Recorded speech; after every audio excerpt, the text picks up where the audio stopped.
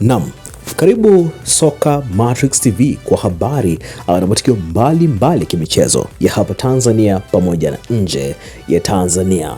Leo nimekuja na uchambuzi kutokana na mijadala ambayo inaendelea kwa mitandao ya kijamii kuhusiana na usajili ambao zimefanyika katika timu mbili ambao ni Yanga na Simba. Kila upande imeweza kujisifu kivyake kwamba imefanya usajili bora kuliko mwenzake. Sasa hapa niko katika kuchambua usajili na kuweza kujua kwamba nani kafanya usajili bora kuliko mwenzake. Na uchambuzi huu unaweza kukusaidia wewe mpenzi mtazamaji kuweza kufungua akili kwa ukubwa zaidi. So swali la kuja ni kwamba nani kafanya usajili bora kati ya Simba na Yanga? Sasa kabla sijaweza kujibu ile swali, tukumbuke kitu kimoja ambalo ni jambo la muhimu sana, ni kwamba usajili hauwezi kuamua ubingwa, bali jinsi wachezaji wanavyocheza wakiwa kwa pamoja. Sasa kwa mtazamo wangu ni kwamba Simba imeonekana kulenga kuongeza ushindani zaidi ya kikosi katika kuboresha maeneo yalikuwa yanahitaji nguvu zaidi. Hii inaweza kuifanya iwe na ushindani mkubwa zaidi katika msimu huu kuliko msimu uliopita, hasa kama wachezaji hawa wapya watazoeana na mfumo wa kocha kwa uharaka zaidi. So dhamira ya Simba ni kuongeza ushindani kwenye kikosi na kuziba baadhi ya mapungufu yaliyokuwa kwenye msimu uliopita.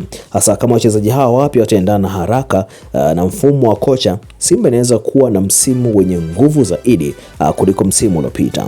Kwa upande wa Yanga, nguvu yao kubwa si usajili pekee, bali ni mwendelezo wa mfumo wa timu. Wachezaji wengi tayari wanaelewana, ambapo jambo hili linaweza kuwapa faida mwanzoni mwa msimu huu. Sasa Yanga inaonekana kujaribu kulinda msingi wa timu huku ikiongeza vipande vipya tu ili kuweza kuendeleza uimara wake. Faida yao kubwa ni kwamba wanaweza kuingia msimu mpya wakiwa na mwendelezo wa mfumo na uzoefu wa kucheza kwa pamoja. So swali kubwa si nani amenunua majina makubwa, bali nani ataunganisha kikosi chake kwa haraka zaidi. Mara nyingi timu zenye mshikamano mzuri ndio hushinda ligi hata kama hazikufanya usajili uliotikisa sana. Kama ningepewa muda wa kulinganisha katika usajili hii, ningesema kwamba Simba imeweza kuongeza ushindani kupitia usajili wake, wakati Yanga inaonekana kutegemea zaidi mwendelezo na utulivu wa kikosi. Kwa hiyo kwenye karatasi ushindani unaonekana kuwa wa karibu sana. Kwa hiyo ukiniuliza nani ameshinda dirisha la usajili, jibu langu ni hili tu dogo, kwamba hakuna mshindi wa usajili mpaka ligi ianze. Timu inaweza kufanya usajili wa mastaa wengi, lakini bila mshikamano haitoweza kufika mbali. Sawa?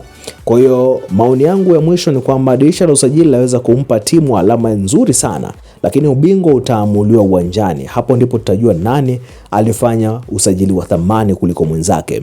Sasa niambie wewe, unaonaje? Je, Simba amefanya usajili bora au Yanga ataendelea kutawala? Andika maoni yako na usahau kutufollow kwa uchambuzi zaidi katika chaneli yetu hii ya Soka Matrix TV. Endelea kuwa nasi.